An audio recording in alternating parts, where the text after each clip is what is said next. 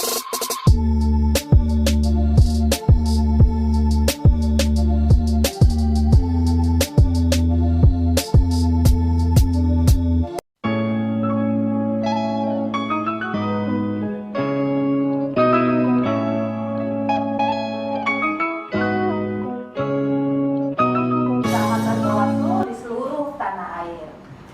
lagi bersama kita Bawaslu dalam Jakarta Selatan dalam seri pendidikan politik pengawas pemilu dalam serial podcast Bawaslu Jakarta Selatan. Kali ini kita kedatangan tamu yaitu salah satu dari anggota Bawaslu Jakarta Selatan, Ibu Haji Siti Aminah yang merupakan Pordi Divisi SDM. Selamat datang Bu. Ya, gimana kabarnya Bu? Alhamdulillah baik. Iya. Mungkin kita bercerita singkat aja Bu ya, karena kan kegiatan kita ini kan bagaimana mengenal salah satu anggota Bawaslu Jakarta Selatan. Mungkin Ibu bisa bercerita singkat bagaimana perjalanan Ibu sehingga bisa menjadi salah satu anggota Bawaslu Jakarta Selatan. Iya Bu. Sebelum saya memperkenalkan latar belakang saya sebagai salah satu dari anggota Bawaslu Jakarta Selatan, terlebih dahulu saya akan menyampaikan pantun sedikit ya. Silakan Bu. Iya. Sampai pantun ya. Ini juga pantunnya baru ngerti nih. Nah, pantunnya mancing ikan di pinggir danau, dapatnya ikan kerapu. Sebelum acara ini kita dimulai, izinkan saya mengucapkan salam. Ucapan Assalamualaikum warahmatullahi wabarakatuh. Jadi gini, pengalaman tadi bertanya pengalaman. Iya, pengalaman Ibu. Pengalaman saya pertama kali menjadi salah satu pengawas pemilu. Dan kalau saya itu dari tingkat bawah, sebenarnya dari tahun 2014 saya sudah jadi salah satu penyelenggara, tapi tingkat kelurahan. Iya, dan malah justru lebih rendah lagi, yaitu adalah KPPS 2014 karena disuruh sama Pak Lurah untuk bantu menjadi salah satu KPPS di Kuningan Timur. Waktu itu saya sedang Kuningan Timur ya kan, ada 4. Nah, kebetulan waktu itu Pak Habibie yang jadi presidennya, nanti di depan rumah Pak Habibie itu saya istilahnya di samping itu menjadi salah satu menjadi KPPS ya kan gitu. Nah, kalau untuk menjadi salah satu pengawas waktu itu tahun 2007 itu pertama kali pilkada untuk DKI ya kan, saya menjadi salah satu pengawas dan kebetulan 24 satu-satunya karena waktu itu jadi sebenarnya gini, untuk menjadi Bawaslu tuh waktu itu untuk menjadi pengawas ya, dulu sebenarnya bukan Bawaslu ya, Panwas. Oh iya, menjadi Panwas ya kan. Istilahnya nggak ada di cita-cita kita ya kan, nggak ada di cita-cita saya ya kan. Nah, cuman karena pergaulan ya kan gitu kan, udah ngalamin jadi KPPS. Nah, kebetulan temen, istilahnya sebenarnya bukan teman ya kan, bos kita lah di waktu itu di Lampesdam ya kan, itu ya kan, Bang Jamal nawarin saya untuk jadi Panwas kecamatan. Nah, akhirnya saya coba daftar, alhamdulillah diterima lah ya kan. Nah, jadi salah satu menjadi Panwas perempuan di tingkat kecamatan. Kalau dulu saya sampai tingkat kecamatan Panwas itu, jadinya teman enaknya kalau dulu kita Panwas itu kerjasama, jadi selain kita dari sipil tapi di backup sama dari kepolisian. Nah, jadi 2 dari sipil, 1 dari kepolisian, dari kami betul waktu itu saya karena sedang di Setiabudi kan. Nah, jadi kami Polsek Setiabudi. Nah, itu perjalanannya suka dukanya banyak. Karena kita masalah suka duka ya kan. Karena kenapa saya bilang banyak? Kita kan harus benar-benar bisa menyesuaikan diri kita sebagai sama orang laki ya kan gitu kan. Dengan tugas kita di rumah ngurusin keluarga ya kan, terus juga kita harus bisa berpacu seperti mereka gitu. Nah, di situ kan ditantang. Nah, kenapa saya bilang harus ditantang ya kan? Karena kita harus bisa menyesuaikan diri kerjanya. Istilahnya kalau Panwas ketika masa-masa kampanye yang saya rasain ya kan, itu kerjanya istilahnya sampai 24 jam gitu.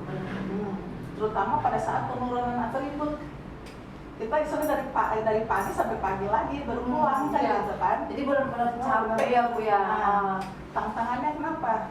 Kita harus bisa benar-benar memberi pengertian kepada suami kita kan gitu kan. Nah, Karena kerja di lapangan seperti apa? Nah itu kadang yang kita sebagai perempuan kan Bu sulit Iya. untuk membagi waktu antara rumah tangga sama Nah. pekerjaan kita gitu kan. Iya. Iya. Nah jadi kita harus bisa benar-benar istilahnya membagi waktu, memberi pengertian kepada pasangan kita ya kan. Terusnya juga kita harus bisa fleksibel karena waktu dulu kan Panwas itu kan eksekutor juga. Jadi naik-naik istilah kita naik-naik nurunin atribut tuh sampai pakai tangga, bawa pisau, kita bawa pisau, bawa gunting. Oh pada gitu. zaman Panwas itu berarti Ibu juga sebagai eksekutor naik turunin, berarti kayak kerjaan Satpol PP yang kemarin yang pada pilpres kemarin ya Bu ya. Satpol PP hanya backup kita, bantuin. Oh, Ya, gitu, kita Bu, ya? butuhin dia jadi bantuin kita juga. Hmm. Tapi kita yang bilang dan kita juga eksekutor. Nah setelah itu, setelah selesai, Ya. kita pakai tetap hitung gitu. Tetap Hitung jumlah APK itu kan, APK yang kita turunin iya, sepadu betul, semuanya. Kadang-kadang Iya. kalau selesai bisa pulang jam 10 pagi gitu. Subuh, misalnya tengah malam baru selesai kita ngitung gitu. Hitung jumlah APK yang turun, berarti benar-benar ya pada saat Ibu jadi Panwas itu kerjaan hitungannya bisa double ya tantangannya sangat berat. Apalagi Ibu tadi Ibu ngomong Ibu adalah salah satu perempuan yang salah satu Panwas yang perempuan ya Bu ya pada saat Iya, itu. yang punya saya Boleh itu. tahu pada saat zaman Ibu pilkada itu pengawas perempuan di Jakarta Selatan cuma Ibu sendiri atau pada saat itu ada berapa orang Bu? Kalau waktu 2017 kemarin di Selatan baru saya cuma bahasa baru Ibu.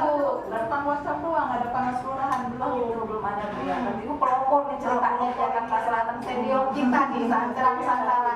Ini Ibu Siti Aminah, Ibu Haji Siti Aminah merupakan senior kita sebagai kaum perempuan dalam proses pengawasan di pemilu ataupun pilkada yang kita lakukan di Jakarta Selatan. Nah, Panwas kelurahan itu baru ada di 2008 ketika Oke, pileg siap. baru ada. Hmm. Kita waktu itu masih Panwas kan gitu. Oh. Jadi emang benar-benar kita ngerjain itu semuanya gitu. Nah, ya itu harus kita rasain ya kan. Karena waktu itu emang benar-benar saya cuma perempuan satu-satunya lah ya kan gitu. Nah, jadi kita benar-benar harus bisa nyesuaiin diri, harus bisa seperti orang laki, naik, ya, gitu. berarti luar biasa ini kan. Udah yang turunin, udah yang rekap, udah yang harus pelajarin regulasi aturan. Tapi pada saat itu banyak polemik nggak Bu yang terjadi atau misalkan gini, ada APK yang diturunkan, misalkan ada partai yang lain yang mungkin ya gimana kan kita tahu sendiri kan Bu bagaimana jalannya kampanye itu banyaknya rintangan. Ada nggak cerita? Kalau polemik yang sebenarnya ada banyak, cuman ya itu yang syukurnya alhamdulillah waktu itu kita jadi bukan dari sipil, Iya. jadi nggak dari sipil aja, jadi kita di backup sama dari kepolisian. Nah ketika ada kasus di lapangan itulah mereka yang turun gitu, jadi untuk menyelesaikan istilah masalah itu mereka itu rata-rata dari kepolisian. Oh, berarti kerjasama dengan stakeholder itu pada saat itu luar biasa ya Bu ya. Jadi kita sebagai pengawas pemilu banyak dibantu oleh stakeholder, Iya. stakeholder ya. Terus di Jakarta Selatan kan Ibu sebagai koordinator SDM dan organisasi ya, otomatis kan pasti Ibu berkecimpung dengan mungkin staf, dengan kesekretariatan, yang bagaimana Ibu bisa mengelola pola-pola kerja itu sehingga maksudnya menghasilkan sumber daya yang bagus sehingga citra lembaga Bawaslu Jakarta Selatan juga bisa dikenal di mata umum. Gimana ya? Iya, jadi gini, kalau sebenarnya kalau SDM itu kan istilahnya kalau untuk masalah staf itu lebih difokuskan kan sebenarnya punya regulasi itu sebenarnya di bawah staf itu di bawah itu ya tariatan ya. Iya, siap. Tariatan. Kita istilahnya bisa bekerja sama ya kan untuk membangun istilahnya kelembagaan ini untuk pengaduan, tapi nggak peran tariatan itu tetap harus ada kan gitu kan, kita nggak bisa lawan-lawanan karena domain kita kan nggak semuanya di situ ya kan gitu kan. Nah sebenarnya kalau SDM itu lebih banyak untuk pembinaan ya kan, di situ kan pembinaan melakukan evaluasi, nah di situ gitu. Tapi kalau untuk regulasi staf itu sebenarnya ada di sekretariatan. Gitu. Sebenarnya domainnya domain sekretariatan karena kita kalau masuk ke situ terlalu jauh juga nanti salah ya kan. Oh Itu kan gitu, jadi administrasi. ceritanya saling nuntupin lah Bu ya, antara kesekretariatan sama SDM kerjasama lah gimana caranya membangun ya. Tapi maksudnya gini, kan kita ini kan sekarang nggak ada kegiatan ya, pasti orang berpikir Bawaslu ngapain, nggak ada pilkada, apalagi kan kemarin kan rencana kita mau pilkada ya Bu ya, tapi ternyata nggak jadi gitu, masih kita nunggu hasil keputusan yang kemarin. Ini kira-kira sekarang apa yang jadi motivasi, apa yang mau dilakukan seperti itu untuk kedepannya?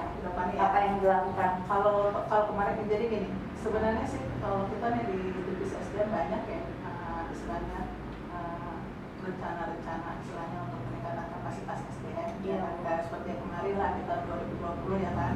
Istilahnya di situ kan karena 2020 kan jelas itu nggak ada kegiatan ya kan. Siap. Tapi saya coba bikin istilahnya kegiatan untuk penambah peningkatan kapasitas di staff ya kan, seperti pelatihan MC ya Iya, kan. benar. Terus kemarin kan pelatihan MC kerjasama sama di divisi pendidikan pelayaran Pak Salam ya kan gitu kan.